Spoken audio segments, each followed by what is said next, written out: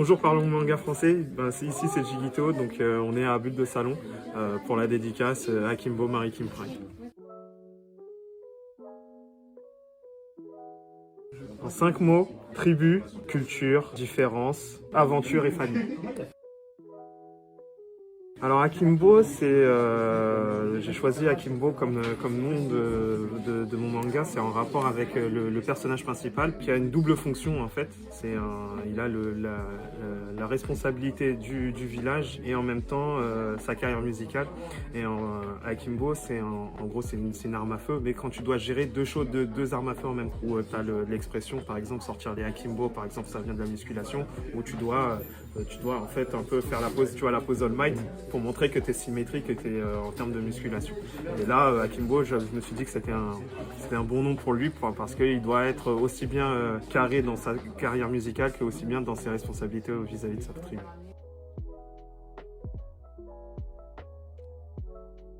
Le personnage que j'aime le moins, je dirais que c'est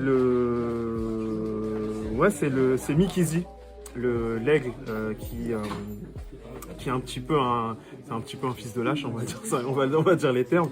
C'est en gros c'est le mec qui va être pour rester sur le côté traditionnel et qui est un petit peu même xénophobe pour pas nuire à ses traditions, tout ça. Donc c'est un peu le personnage que j'aime, que j'ai pas aimé, mais que j'aime pas, mais que j'ai kiffé écrire pas malgré tout.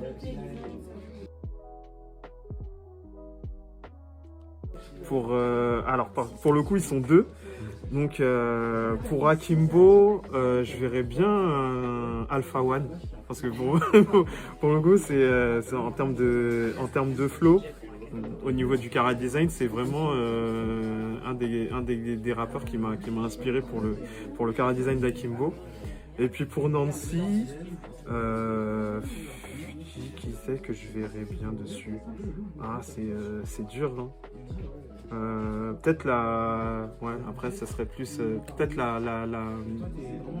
comment elle s'appelle, la seiyuu qui fait Anya dans Spy Family.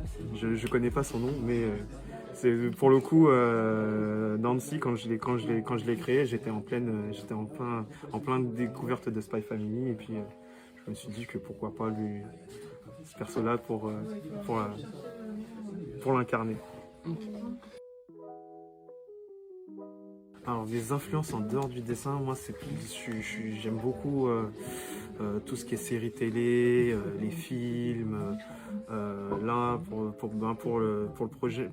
les projets que j'ai fait, ça va être les séries avec des drames, style Breaking Bad, Sons of Anarchy.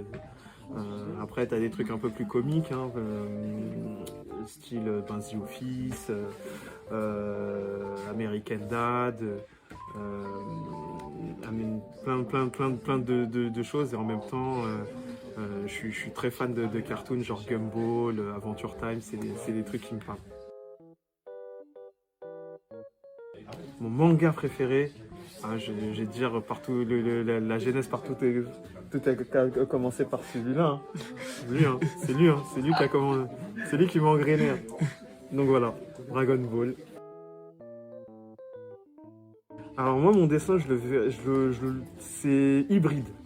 C'est-à-dire que il y a on va dire que dans ma manière de dessiner, dans ma manière de narrer les histoires, tout ça, ça va être très manga.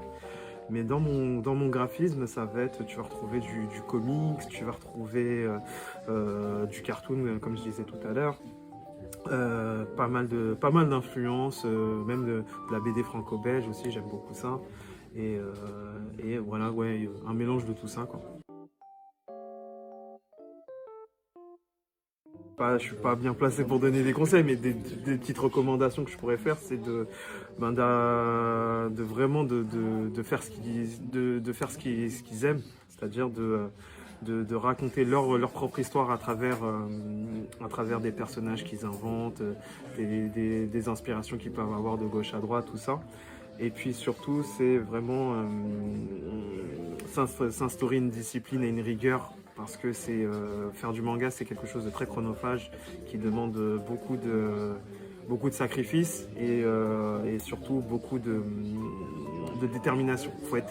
Faut vraiment être têtu quand on se lance dans un domaine surtout artistique, de vraiment de pas lâcher l'affaire et de se donner les moyens d'y arriver, quoi. Ben, merci Parlons Manga Français. Mais franchement, vous êtes géniaux. Merci d'ailleurs, Bulle de Salon, de m'avoir invité.